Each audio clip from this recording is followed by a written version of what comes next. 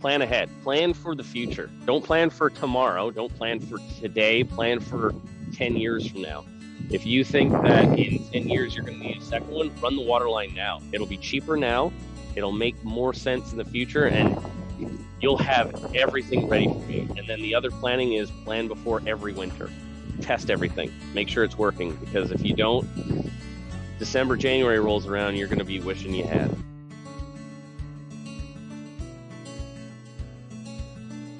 Hey, I'm Shay Keister, and I am your host for the Casual Cattle Conversations podcast, where we connect you with beef industry experts and leaders to improve your own operation.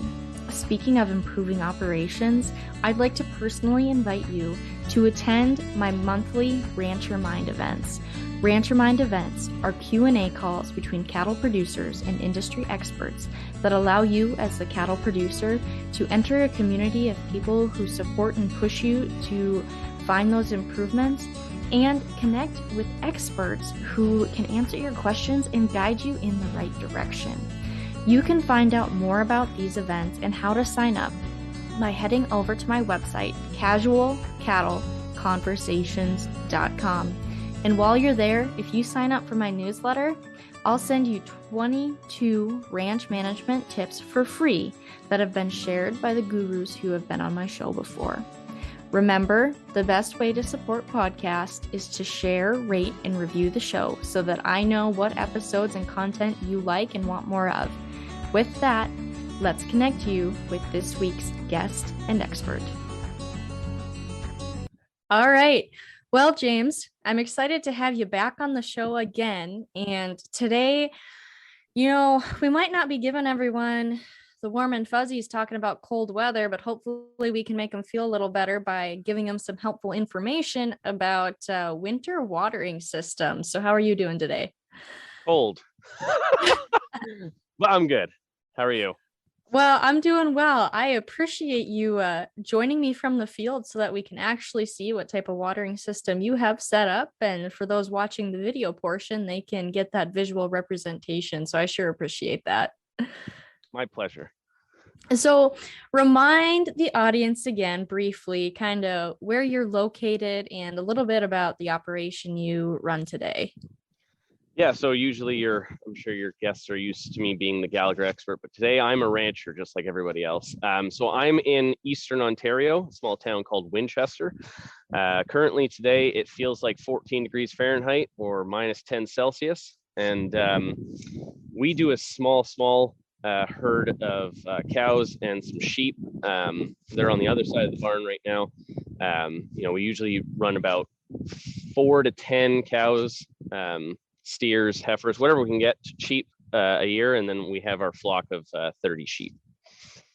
Well, awesome. So can you kind of talk about, what's that biggest challenge you personally face with winter watering? And I'm sure many others face this as well. Well, yes, across Canada, across northern US, water freezing, water lines freezing. Depending on where you live, you either have to go, you can go anywhere from just 2 feet down to 8 feet in the ground to get your water source before you're under the frost line. So honestly, that's the biggest challenge that I face, and I faced when I first bought this property, and then that a lot of people that I talk to face, is getting that water source to somewhere where the animals are. All right. So beside you, what type of watering unit do you have there? And how does that work for you in the winters? Yeah, so I run Miracle water tanks. Usually I have these ones on all year. I have one on this side, one on the other side, and those are for my paddocks as the animals come back. It's just an easy automatic water that I can always leave on. And so in the summer, I run those Rubbermaid bins. But the one that I have next to me is a 2700. You can see the dome top. I got those ones specifically so that the sheep don't jump on top of it. It's a couple inches of insulation all the way around. It has a water heater in it. It has a water line, a heat trace that goes all the way down. So it keeps all of the water coming into it above freezing, which is fantastic. That is really nice. So then I know we've talked a little bit about those before on the show for just in general watering systems. So are there larger ones or ones with more drinking holes for cattle, or what does that look like?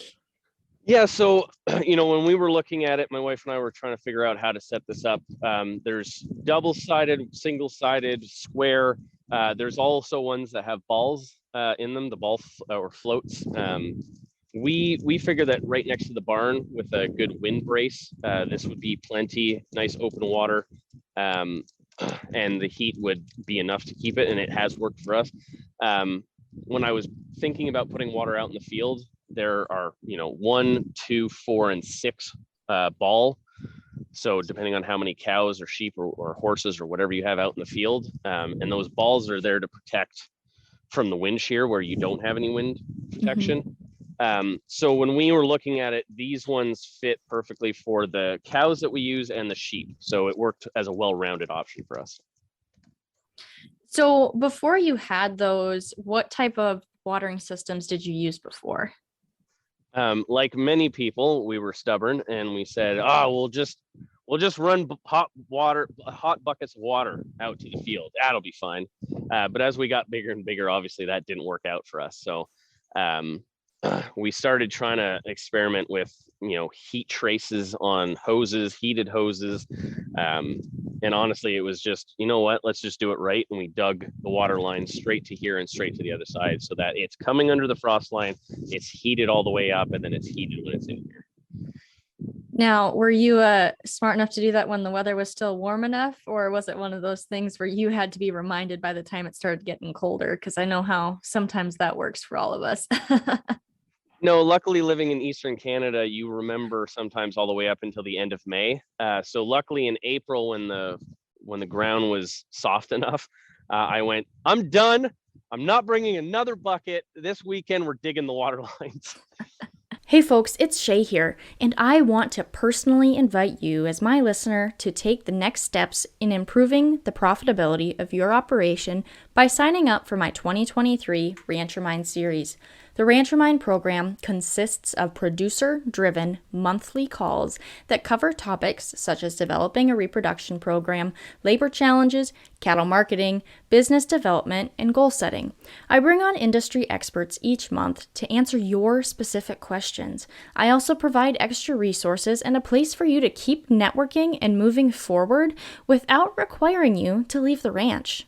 For more information, head over to my website, casualcattleconversations.com, and select the RancherMind Event tab. Let's keep moving individual operations and our industry forward. So what type of planning did you do going into planning where those water lines would go? What did that process look like? Because it's important to kind of have a future plan in mind. So that way, if you need to adapt at some point, you can. So what did that process look like for you? Yeah, so we sat down, we tried to figure out, is one going to be enough? Do we need 2 heated? Where do we need to bring? It's not just the water, it's also the electricity. Where do we need to run grounded or GFCI plugs? So we landed on 2 spots, best bang for our buck. And so that we could have winter paddocks. So if I can take a step back, it went way beyond just the watering. It actually went to, how are we going to winter our animals? How are we going to deal with growth? Do we want to stick with these animals? Do we want to keep building? Do we want to keep growing? And so we went for, okay, if the biggest we could ever imagine ourselves being on this property, what would we need? And it was 2 waters, one on this side, one on that side. So we have 2 wells, luckily, on this property. So we just ran the line here and then one on the opposite side, straight in the ground, get it done and over with. And the first year we only used this one. And 2 years ago, we started using the one on the other side. Well, awesome. I appreciate you explaining that.